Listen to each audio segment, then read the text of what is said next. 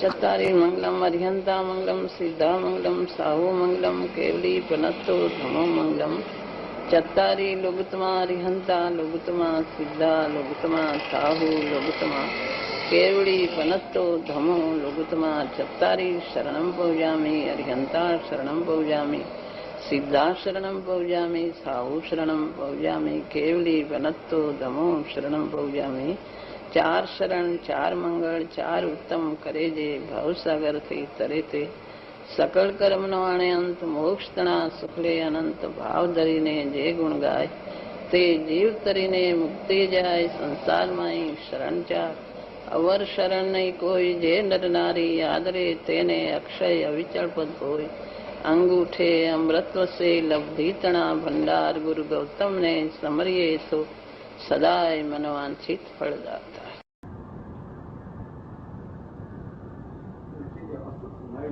प्रमाण जो अस्तु થઈ જાય છે અનુભૂતિ કાળે નઈ નિશ્ચય પ્રમાણ અસ્તુ થઈ જાય તો વિકલ્પ પણ રદ થઈ જાય પણ નિર્વિકલ્પ પણ તો ત્રણે હોય છે ત્યારે નિર્વિકલ્પ પ્રાણે એની શુદ્ધ પરિણતિ છે એ દ્રવ્ય ઉપર જે દ્રવ્ય ઉપર દ્રષ્ટિ છે એ દ્રષ્ટિ નિર્વિકલ્પણે છે અને જ્ઞાન પોતાને જાણે છે જ્ઞાન અનંત પોતાના ગુણોને જાણે છે જ્ઞાન પર્યાયને પણ જાણે છે જ્ઞાન પોતાની પરિણતિને જાણે છે જ્ઞાન ગુણોને જાણે છે એ એની જાણવાની પરિણતિ અને દ્રષ્ટિ એક શુદ્ધાત્મા ઉપર એવી જાતની પરિણતિ એની ચાલુ છે નયને પ્રમાણે ચાલે નિર્વિકલ્પણે નિર્વિકલ્પ નય પ્રમાણે છે એ અપેક્ષા કહી શકાય બાકી જે આ શાસ્ત્રમાં આવે છે નય પ્રમાણ વિકલ્પાત્મક એ રીતે નથી હોતા એની અધ્યાત્મ રીતે એની પરિણતિ છે એ જાતની એક દ્રવ્ય ઉપર દ્રવ્યનું આલંબન છે એટલે વિકલ્પાત્મક નથી અને જ્ઞાન બધું જ જાણે છે જ્ઞાન પોતે એક સ્વરૂપને જાણે એક અભેદને જાણે જ્ઞાન ભેદને જાણે બધું જાણે છે આનંદની દશાનું વેદન કરે હવે એને જ્ઞાન જાણે અનંત ગુણો આત્મા મન અનંત અનંત ગુણોની ગંભીરતાથી ભરેલો અનંત આશ્ચર્યકારી દ્રવ્ય છે એની અદ્ભુત પર્યાયો એની અદ્ભુત ગુણોનું જે ગહનતા છે એ બધું જાણે એની અદ્ભુતતાને જ્ઞાન જાણે છે સત્સંગ વિના ધ્યાન તરંગરૂપ થઈ જાય છે તો જ્ઞાનીની નિશ્ચયમાં રહીને ધ્યાન કરવામાં કઈ વાંધો ખરો? સત્સંગ વગર ધ્યાન તરંગરૂપ થાય છે અને ગુરુના આશ્રયમાં ગુરુએ જે માર્ગ બતાવ્યો છે એ માર્ગ ગ્રહણ કરીને ધ્યાન કરે તો એમાં વાંધો નથી ગુરુએ જે માર્ગ બતાવ્યો છે કે તું નાયકને ગ્રહણ કર પેલા સાચું જ્ઞાન કર પછી સાચું ધ્યાન થાય સાચું જ્ઞાન જે ગુરુએ બતાવ્યું ગુરુદેવે મહાન ઉપકાર કર્યો ભવનો અભાવ થાય એવો માર્ગ બતાવ્યો ચૈતન્ય અદ્ભુતતા ચૈતનના ગુણ દ્રવ્ય ગુણને પર્યાયો એનું સ્વદ્રવ્ય પરદ્રવ્ય એની ભિન્નતા સ્વતંત્રતા અનેક પ્રકારે ગુરુદેવે મહાન મહાન ઉપકાર કરીને જે બતાવ્યું છે એ ગુરુનો આશય સમજીને ગુરુદેવે જે માર્ગ બતાવ્યો છે એ માર્ગે પોતે જાય તો એમાં વાંધો નથી ગુરુનો આશ્રય કરે ગુરુનો આશ્રય કર્યો ક્યારે કહેવાય કે એમનો આશ્રય ગ્રહણ કરીને જે એમને કીધું છે એ પ્રમાણે પોતે કરે તો એ સાચું જ્ઞાન થાય પછી સાચું ધ્યાન થાય છે પહેલા જે ધ્યાન થાય જ્ઞાન વગરનું તો ક્યાં ઊભું રહેશે કારણ કે ધ્યાનની એકાગ્રતા કોના આશ્રય કરશે જે અસ્તિત્વ આત્માનું છે એ આત્માનું અસ્તિત્વ ગ્રહણ કર્યા વગરનો સ્થિર ક્યાં ઉભો રહેશે ક્યાં એને સ્થિરતા કરશે બહુ કરે તો ઘણા કરે છે કાંઈ કોઈ મંત્રોમાં વિકલ્પ ઓછા કરે એવું બધું કરે છે વિકલ્પ ઓછા થઈ જાય એટલે એને એવું લાગે કે જાણે કંઈ ધ્યાન થઈ ગયું મંદ વિકલ્પને ગ્રહણ કરી શકતો નથી કાંઈ પ્રકાશ દેખાય કાંઈ દેખાય તો જાણે કાંઈક આત્મા મળી ગયો એવું માની લે છે એવી કલ્પના થઈ જાય છે પણ આત્માને ઓળખ્યા વગર આત્માનો આશ્રય લીધા વગર ગુરુદેવે જે માર્ગ કીધો છે એ માર્ગને ગ્રહણ કરીને ગુરુદેવના આશ્રય ધ્યાન કરે તો એમાં યથાર્થ કરે તો વાંધો નથી. આશય ગ્રહણ કરીને ધ્યાન આવે છે એવી સાચું જ્ઞાન થાય. પેલા હું આ જ્ઞાયક જ છું એવી શ્રદ્ધા કરે, એનું જ્ઞાન કરે, ભેજ્ઞાન કરે કે આ શરીર તે હું નથી, આ વિભાવ તે મારો સ્વભાવ નથી, આ બધા શુભાશુભાવો આકુળતા રૂપ છે, એનાથી હું જુદો છું, એવું બરાબર જ્ઞાયકને ગ્રહણ કરીને એમાં એકાગ્રતા કરે. ધ્યાન એટલે એકાગ્રતા. એવી એકાગ્રતા કરે તો એમાં માર્ગ તો યથાર્થ થાય. બાકી તો ઘણી વાર એમ નિયમ સંયમ આપ્યો, પુનિ ત્યાગ વૈરાગ અથાગ લ્યો, મુનિ થયો, અંદર ધ્યાન વનવાસ રહ્યો, મુખ મૌન રહ્યો, આસન પદ્માસન લગાવીને ધ્યાન કર્યા, તોય પણ કઈ માર્ગ મળતો નથી.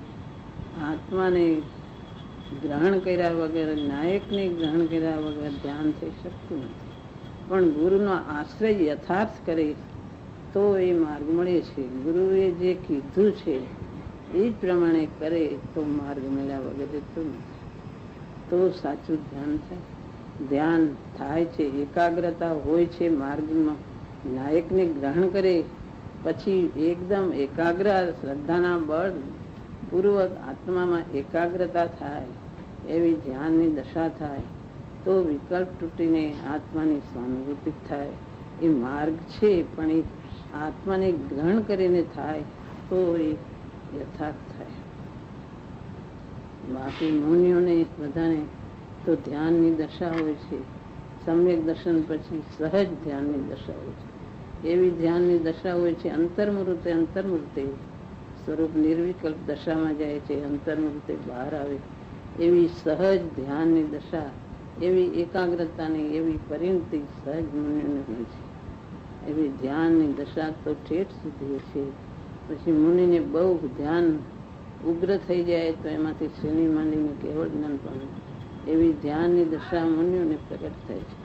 ગ્રસ્તાશ્રમમાં ધ્યાન હોય છે પણ એ જ્ઞાયકને ગ્રહણ કરીને, એ પોતે ગ્રહણ કરીને હું જ્ઞાયક છું, જ્ઞાયકની પરિણતિ દ્રઢ કરીને એનો આશ્રય લઈને એનું ધ્યાન કરે તો એમાં નિર્વિકલ્પ સહાનુભૂતિ, પોતે પોતાના સ્વરૂપમાં લીન થાય એ થઈ શકે. પણ ગુરુદેવે જે કીધું છે આશ્રય ગ્રહણ કરીને, એ માર્ગ ગ્રહણ કરીને જો કરે તો યથાર્થ થાય.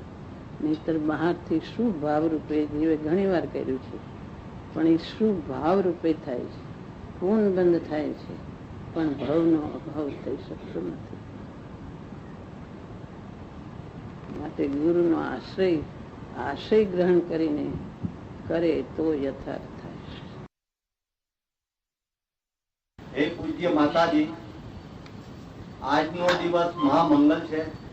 કારણ આજે આપે શુદ્ધાર્થ સ્વરૂપ ભગવાન આત્માના સાક્ષાત દર્શન કર્યા, આપ વિકલ્પાતીત થયા, પવિત્ર સમ્યક દર્શન પ્રગટ કર્યું. તો અમારી વિનંતી છે કે વિકલ્પાતીત થવાનો ઉપાય શું છે તે બતાવીને આપ અમને આશીર્વાદ આપો. ગુરુદેવે માર્ગને સ્પષ્ટ કર્યો છે. ગુરુદેવનો પરમ ઉપકાર છે. ગુરુદેવે જ બધો માર્ગ બતાવ્યો છે. પોતે વિચાર કરે તો સમજાય એવું છે. ગુરુદેવે એટલું સ્પષ્ટ કર્યું છે. નાયકને ઓળખાયો ગુરુદેવે. બધો ગુરુદેવનો પરમ આ દાસ ઉપર પણ ગુરુદેવનો પરમ ઉપકાર છે. ગુરુદેવે કીધું છે અને શાસ્ત્રોમાં પણ આવે છે કે પેલા શ્રુત જ્ઞાનથી જ્ઞાન સ્વભાવ આત્માનો નિર્ણય, આ નાયક તે જ હું છું એનો નિશ્ચય એવો દ્રઢ કરે કે આ બધાથી જુદો એવો હું નાયક, આ શરીર પણ હું નથી, આ વિભાવ તે મારો સ્વભાવ નથી, એનાથી જુદો એવો જ્ઞાન સ્વભાવ, જ્ઞાનમાં એટલે નાયક આખો એમ નિર્ણય કરીને એવો નિશ્ચય કરે કે એને એટલો નિશંક થાય કે કોઈ ગમે એમ કે અથવા કંઈક 14 બ્રહ્માંડ ફરે તો એની દ્રઢતા ફરે નહીં, એવી જાતનો નિશંક થાય. એવું જ્ઞાતામાં શ્રદ્ધાનું બળ આવે. એ બળથી જ્ઞાયકની દ્રઢતા કરી, જ્ઞાયકમાં ઉગ્રતા કરી, વિભાવથી વિરક્તિ આવે, ચૈતન્ય જ્ઞાયકની મહિમા આવે, પરથી વિભાવથી બધાથી મહિમા છૂટી જાય. એ જ્ઞાયકની મહિમા, જ્ઞાયકની લગ્ની રાત ને દિવસ, જેને જ્ઞાયક દેવ સિવાય જેને ક્યાંય ચેન પડતું નથી ભેદ જ્ઞાનની ધારા ઉગ્ર થાય. ક્ષણે ક્ષણે ક્ષણે ક્ષણે નાયકની ઉગ્રતા, જેને નાયકની ઉગ્રતા, નાયકમાં એકાગ્રતા, નાયકની ધૂન અને નાયકમાં વારંવાર નાયક નાયક કરે. જે મતિ શ્રુતનો ઉપયોગ બહાર જાય છે, બહાર જે વિચારો અને જે શ્રુતના વિચારો આવે એને પણ પોતે સ્થિર કરીને સ્વરૂપ સન્મુખ જે ઉપયોગને સ્થિર કરે છે, સ્વરૂપમાં લીન થાય છે, સ્વરૂપમાં ઠરી જાય છે. બહારમાં જેને ક્યાંય ચેન પડતું નથી. નાયકમાં એકાગ્રતા, નાતાની ઉગ્રતા અને એમાં ઠરી જાય, જે વારંવાર નાયકની દોરીને સ્વરૂપ તરફ સ્વરૂપ સન્મુખ કરીને નાયકમાં ઠરી જાય છે. વારંવાર ઉપયોગની દોરી, નાયકની દોરી સ્વરૂપમાં લીન કરે છે. તે વિકલ્પાતીત થવાનો ઉપાય છે, બીજો ઉપાય નથી. વારંવાર સ્વરૂપમાં ઠરી જાય તો એના વિકલ્પ છૂટે ને એક નાયક દેવ એને પ્રગટ થાય. તે નાયક દેવમાં જ બધું ભર્યું છે, બહાર ક્યાંય નથી. આનંદ એમાં, આનંદ ગુણો એમાં, બધું જગતથી જુદો એવો નાયક દેવ, જે ભાવનો ભાવ થાય, અંતરમાંથી આનંદ સુખ પ્રગટે, જે પોતાનો સ્વભાવ તે જ સુખરૂપ છે.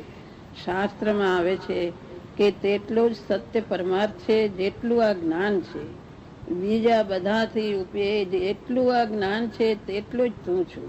તે જ સત્ય પરમાર્થ છે. એમાં તું સંતુષ્ટ થા, એમાં તું રુચિ કર. એ જ્ઞાનમાં બધું ભર્યું છે. નાયક એ જ્ઞાન અનંત મહિમાવંત નાયક સ્વભાવ, મહિમાથી ભરેલો, જગતથી જુદો એવો અનુપમ તત્વ છે. એ જ્ઞાન સ્વભાવમાં એવો નિશ્ચય કરીને એમાં સંતુષ્ટ થાય. એટલું જ સત્ય કલ્યાણ છે કે જેટલું આ જ્ઞાન છે. એ જ્ઞાન સ્વભાવ બીજા ઉપરથી મહિમા છોડી દે, એ નાયકમાં લીન થા. એટલું જ સત્ય પરમાર્થ, એટલું કલ્યાણ, એમાં તું સંતુષ્ટ થા.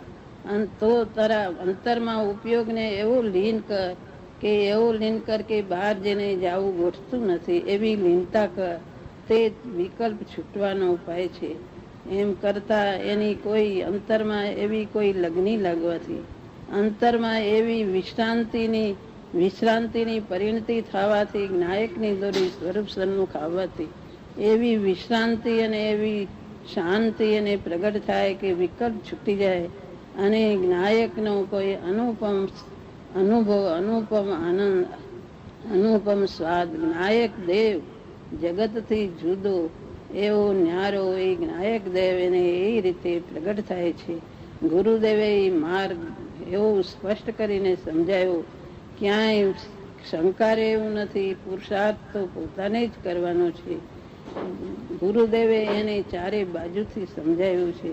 ગુરુદેવનો પરમ ઉપકાર છે અને એ જીવનમાં કરવા જેવું છે. એ શ્રુત જ્ઞાનથી નિશ્ચય કરીને મતિ શ્રુતનો ઉપયોગ જે બહાર જાય છે એને અંતરમાં લાવીને આત્માની પ્રસિદ્ધિ થાય એવો પુરુષાર્થ કર. તો એ જ્ઞાન સ્વરૂપ જ્ઞાનાત્મા પરમાત્મા એવો તને પ્રત્યક્ષ અનુભવાશે અને એ તને દેખાશે.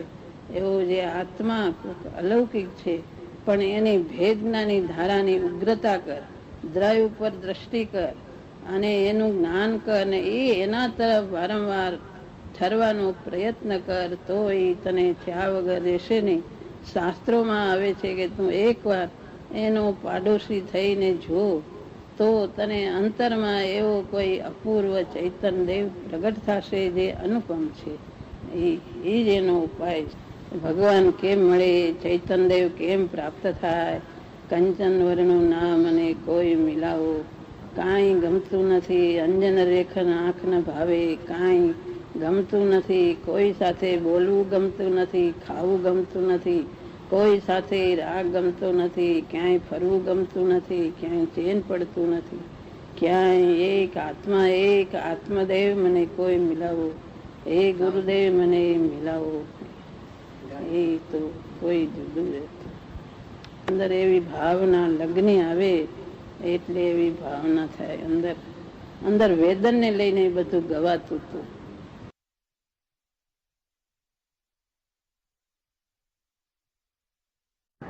એનું નામ જ કહેવાય કે બીજાની રાહ જોવી પડે તો દ્રવ્ય છે ને, દ્રવ્ય એવું સ્વતંત્ર ચોક્કસ છે કે બીજા એના કાર્ય માટે બીજા સાધનોને રાહ જોવી પડે તો એ દ્રવ્ય પોતે નબળું છે એ પોતે સ્વતંત્ર અનંત શક્તિ વાળું દ્રવ હોય ને દ્રવ એને કહેવાય કે જે સ્વતંત્ર એને કઈ કોઈ બનાવ્યું નથી. અનંત શક્તિ વાળું જે ચેતન દ્રવ છે એને કાર્યની પોતાની પરિણતિ જે પ્રગટ કર્યું છે તે માટે સાધનો આવે ત્યારે આ કાર્ય થાય. સાધનો નથી તો કેમ કાર્ય થાય? એવી રાહ જોવી પડે તો દ્રવિડ કહેવાય નહીં. એવી રાહ જોવી પડે એની કાર્યની તૈયારી થાય તો એને સાધનો આપોઆપ આવે છે. એની સાધનોની રાહ જોવી પડે. સાધનો નથી, હવે કેમ આગળ જવાય? સાધનોની રાહ જોવી પડે. સ્વયં પરિણતિ કરનારું જે દ્રવ છે પોતે સ્વયં જ એની કાર્યની પરિણતિ થાય છે. અનાદિ અનંત શ્રોત સિદ્ધ શુદ્ધ આત્મા પોતે એમાં દર્શન જ્ઞાન ચારિત્રની જે અંદર સાધના થાય એની કાર્યની પરિણતિ કરનારો એ પોતે છે. પોતે જ સ્વતઃ સિદ્ધ પોતે કાર્યની પરિણતિ કરે. એમાં સાધન વગર કેમ હું આગળ જઈ શકું? તો એ દ્રવ્ય જ કહેવાય નહીં. એવું દ્રવ્ય તે દ્રવ્ય નથી, એવું પરાધીન દ્રવ્ય એને કહેવાય કે જેને કોઈ એના કાર્ય માટે બીજાની રાહ જોવી પડે એ દ્રવ્ય જ કહેવાય નહીં. એવું દ્રવ્ય હોઈ શકે જ નહીં. કુદરત પોતે સ્વયં કુદરતી દ્રવ્ય સ્વતઃ સ્થિત છે. એને બીજા સાધન હોય તો એ દ્રવ્ય ઉભું રહે, એવું ન હોય. અનાદિથી પોતે પોતાથી જ શાશ્વત ટકેલું છે અને એની કાર્યની પરિણતિમાં પોતે સ્વયં અનાદિથી સ્વતંત્ર, દરેક કાર્યમાં સ્વતંત્ર છે. એના સાધનોની રાહ જોવી પડે એ દ્રવ્ય કહી શકાય જ નહીં. દર્શન અંદરથી સમ્યક દર્શન પ્રગટ થાય, દ્રવ્યનો આશ્રય લે, એની તે રૂપે જ્ઞાનની પરિણતિ થાય, અંદર લીનતા વધે. એ બધું પોતે સ્વયં પરિણમન કરનારો છે. પોતાની પરિણતિની ગતિ પુરુષાર્થની ગતિથી પોતે કરે છે. એમાં એની પરિણતિ થાય, આવી પરિણતિ થાય નહીં, સાધનો આવ્યા નહીં, એમ એની રાહ જોવી પડી નહીં. દ્રવ્ય જ કહેવાય નહીં. એવું પરાધીન દ્રવ્ય હોઈ શકે જ નહીં. દ્રવ્ય જ કહેવાય નહીં. એવું દ્રવ્ય કુદરતની અંદર એવું દ્રવ્ય હોય જ નહીં. પરાધીન દ્રવ્ય સંબંધો એની મેળે, એની કાર્યની પરિણતિ થઈ એની મેળે સાધન આવીને ભરે. એને પોતાની રાહ જોવી પડતી નથી. સ્વયં પરિણતિ કરનારો છે પોતે પોતામાં.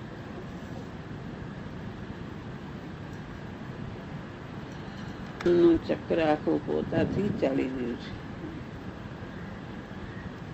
જો આ કર્મને લઈને થતું નથી અથવા સાધનો મળ્યા નથી, એ નથી. પોતાની કચાશને કારણે પોતે અટકો છે. પોતે પુરુષાર્થ કરે તો પોતે આગળ જાય છે. એના કાર્ય માટે કોઈ સાધનની જરૂર પડતી નથી. સાધન માટે રોકાવવું પડે તો એ દ્રવ્ય જ નથી અને એવું પરાધીન દ્રવ્ય હોઈ શકે જ નહીં. દ્રવ્ય જ નબળું પડી ગયા. એવું નબળું દ્રવ્ય હોય જ નહીં. એવું દ્રવ્ય બીજાને આધારે ટકનારું એવું દ્રવ્ય શાશ્વત રહી ન શકે. એ દ્રવ્યનો નાશ થાય. એવી રીતે કરેલું દ્રવ્ય પોતે જેમ જયારે પરિણતિ કરવી હોય ત્યારે કરી શકે છે. તૈયારી થાય પોતાના સ્વભાવ તરફ જવાની. આપોઆપ બધા નિમિત્તો એને આપોઆપ મળી આવે છે. નબળું પડી જાય,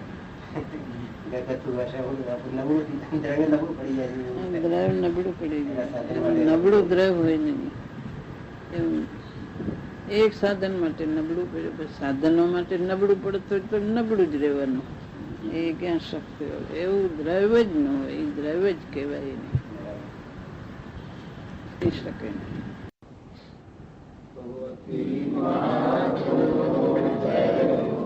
માતાજીની અમૃત વાણી